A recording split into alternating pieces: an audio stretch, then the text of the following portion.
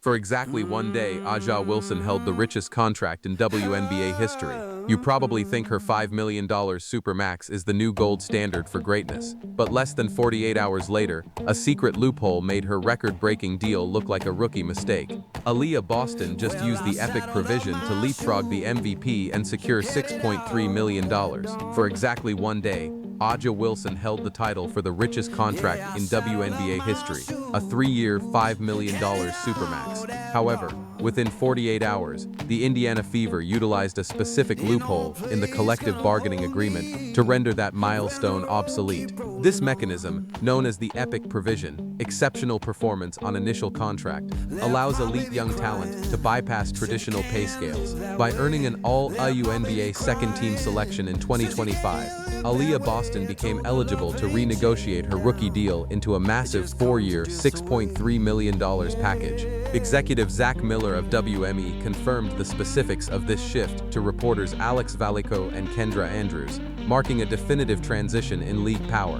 While the old guard operated under the assumption that veteran status dictated maximum earnings, the epic provision proved that immediate impact now dictates the hierarchy. This financial tension manifested physically during the 2025 WNBA Semifinals. Despite the Las Vegas Aces boasting a healthy roster, the Fever pushed the champions to the brink without Caitlin Clark in the lineup. Aliyah Boston became the most efficient player in the WNBA during this stretch, forcing Wilson into a defensive nightmare. In Game 4, Boston's interior positioning generated 13 free throw attempts, while analysts later identified 37 uncalled illegal screens set by Wilson over 5 games in a desperate attempt to maintain offensive rhythm. It was a coronation interrupted. The series proved that Wilson's Supermax value was being physically dismantled by a younger player who had already secured a higher valuation.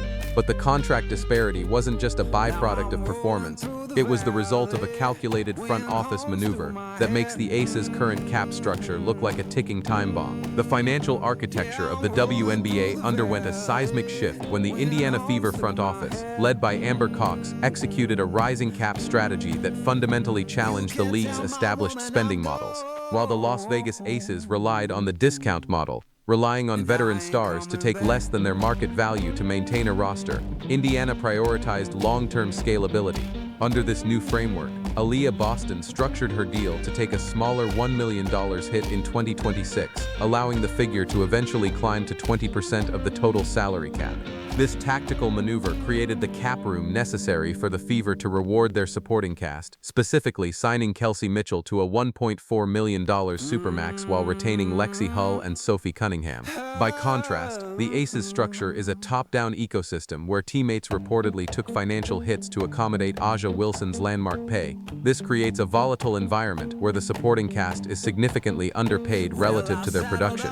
As Amber Cox and the Fever proved, the new era of wealth isn't just about who gets paid the most today. It's about who builds a financial fortress that survives the next cap spike. But if a team doesn't also couple this fiscal engineering with massive external brand growth, they risk hitting a hard ceiling. The 2025 WNBA semifinals served as the physical proof that the league's power balance had shifted from veteran finesse to raw interior force. While the Las Vegas Aces entered the series as the statistical favorites, the Indiana Fever utilized a punishing style of play that prioritized high-percentage interior touches over perimeter volume. This strategic focal point centered on a matchup where the reigning MVP was forced to defend the most physically demanding zone on the court for 40 minutes per night. The application of this dominance was best evidenced by the series' shooting metrics. Indiana focused their entire offensive engine on sealing the paint, a tactic that resulted in the Fever shooting a collective 58% from within 5 feet of the basket throughout the 5-game stretch. Direct from the scouts on site, the physicality wasn't just about strength. It was about the continuous relocation of the defense's primary rim protector. Even with Lexi Hull battling a documented back injury, she provided the secondary grit necessary to disrupt Jackie Young, hitting 5 three-pointers in Game 3 to punish the Aces for collapsing on the post. This on-court reality provided the necessary framing for the financial fallout that followed. When a younger roster forces a veteran dynasty into a desperate 5-game struggle, the market value of that younger core skyrockets. The 2025 semifinals weren't just a playoff series, they were a live-action negotiation that proved the new guard could dictate the pace and the paycheck. Now, while this physical dominance secured the bag on the court, what happened off the court regarding brand value created an even wider divide. The success of the Indiana Fever rests on Amber Cox's mastery of backloaded scalability.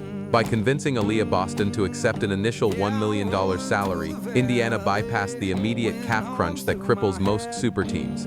This allowed the front office to offer Kelsey Mitchell a massive $1,400,000 extension while guaranteeing roster depth. On the other hand, the Las Vegas Aces utilize a legacy discount strategy where veteran stars sacrifice personal earnings to keep a winning core intact. This strategy relies on the goodwill of players like Chelsea Gray and Kelsey Plum, who reportedly take below-market deals to fit under the $1.46 million team salary cap. This distinction is massive. Indiana is playing the rising cap game, betting that a 30% jump in league revenue will make Boston's later year raises easy to absorb. Vegas is playing a zero-sum game, where every dollar Aliyah Wilson earns is a dollar removed from her teammates' pockets. As one league insider noted during the 2025 negotiations, the Fever are building for a decade of dominance, while the Aces are mortgaging their chemistry for another year of survival. This financial divergence isn't just about spreadsheets, it's about how the market views the individual brand power of these stars. The commercial divide between Aliyah Wilson and the Indiana Fever stars is defined by velocity data, a metric tracking how quickly products move from warehouse to consumer. While narrative discussions often focus on tenure and accolades, Nike and Fanatics data from 2024 and 2025 reveal a stark mathematical reality. Caitlin Clark and Aliyah Boston drove a 500% increase in league-wide merchandise sales, shifting the WNBA from a niche market to a high-velocity retail powerhouse. When Clark's signature gear launched, it sold out globally in under 40 minutes, a level of consumer demand usually reserved for NBA superstars like LeBron James. This data-driven reality complicates Wilson's public stance on marketability. Wilson has frequently addressed the intersection of race and branding, stating, "It boils my blood when people say it's not about race, because it is." However, corporate partners like Gatorade and State Farm prioritize reach and association risk. Nike internal metrics showed that while Wilson's A1 shoe had significant marketing spend, its retail velocity lagged behind the instant sellouts of the New Guard. Clark's appointment to the Forbes 100 Most Powerful Women list and her Time Athlete of the Year title in 2024 weren't just accolades, they were reflections of conversion rates that brands use to justify multi-million-dollar investments. By positioning herself in opposition to this commercial boom, Wilson creates a brand friction that contrasts with the Fever's seamless integration into the new corporate landscape.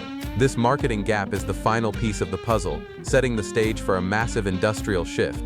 The result of this marketing and contract strategy is a perfect storm coming in 2027 that will officially end the Aces' era of dominance. The reality of modern sports marketing is that accolades don't always translate to shelf space. While Aliyah Wilson secured her signature Nike line, the A1 shoe faced a documented struggle with retail sell-through rates compared to emerging stars. Market analysts at Bloomberg and Boardroom noted that the A1 faced immediate competition from the Caitlin Clark effect, a phenomenon where Clark's jersey sales alone outpaced the total merchandise revenue of multiple WNBA franchises combined in 2024. This isn't just about popularity, it is about brand velocity. Brands look for conversion momentum, or the speed at which a social media post turns into a direct sale. Even as a three-time MVP, Wilson saw her marketability metrics challenged by the Indiana Fever's aggregate reach.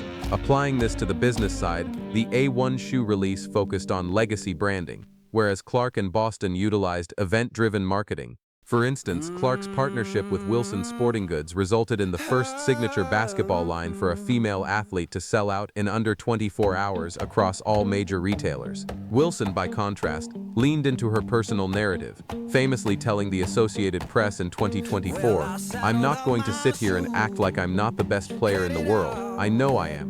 While true on the court, this confidence creates what analysts call polarity value. It strengthens a core fan base but can limit the broad, unobtrusive marketability that allowed Caitlin Clark to secure a $28 million Nike deal before playing a single professional game. This branding friction matters because it impacts the bottom line of the franchise. Indiana's stars have embraced the commercial boom, effectively becoming unpaid recruiters for the Fever through their high-visibility sponsorships with Prada and Old Spice. In contrast, Wilson's brand is built on defiance, which, while powerful, creates a separate economic lane. If the Aces star can't bridge this marketing velocity gap, the financial burden of the team will continue to fall solely on the salary cap. rather than external endorsement subsidies. But these marketing numbers are only a symptom of a much larger looming structural shift, a perfect storm coming in 2027 that will officially end the Aces era of dominance. The year 2027 serves as the definitive expiration date for the old WNBA economic order. By this season, the convergence of the rising cap and the expiration of legacy television deals will create a $50 million annual revenue surplus for the league. While the Las Vegas Aces enter this period with Wilson's fixed Supermax taking up a massive percentage of their available funds, the Indiana Fever have engineered a roster where every major asset hits their peak value simultaneously. This isn't just about basketball talent. It is about capital timing. In 2027, Caitlin Clark officially reaches her epic provision eligibility. Because Amber Cox backloaded the roster's secondary contracts, Indiana can offer Clark a projected starting salary of over $1.1 million for a single season while still maintaining the core of Boston and Mitchell. This creates the first financial fortress in the sport, a team that is both the most expensive and the most profitable.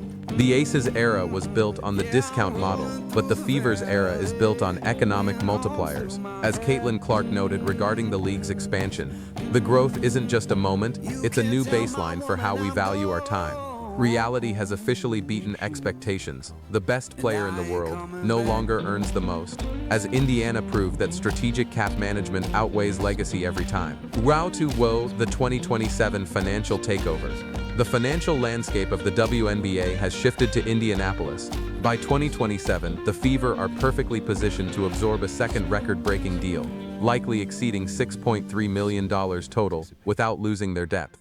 The physical dominance of Aliyah Boston and the sheer market velocity of Caitlin Clark have exposed the previous Supermax as a relic. The Fever aren't just building a team, they are the first high-revenue powerhouse in history. Is the epic provision fair to the veterans, or is the new guard taking over too fast? Let me know in the comments. Like, subscribe, and turn on notifications so you never miss a breakdown.